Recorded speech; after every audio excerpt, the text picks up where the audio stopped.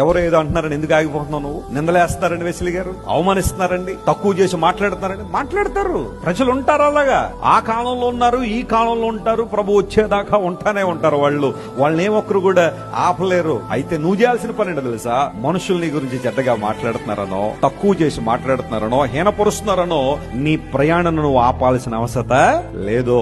క్రైస్తవ జీవితం గురి లేని జీవితం కాదు. ప్రజలు నీ గురించి తక్కువగా మాట్లాడని ఆగిపోతావా? ప్రపంచంలో చాలా మంది గొప్ప గొప్ప కార్యాలు చేసిన వాళ్ళందరూ కూడా ఇలాంటి సవాళ్ళను ఎదుర్కొన్న వారే. నువ్వు చేయలేవు, నీ వల్ల కాదు అన్న వాళ్లే చేసి చూపించారు. కారణం ఏంటో తెలుసా? నిందలు వారి ప్రయాణాన్ని ఏం చేయలేదు, ఆపలేదు. అటు పిమ్మట యేసయ్య బయలుదేరాడు.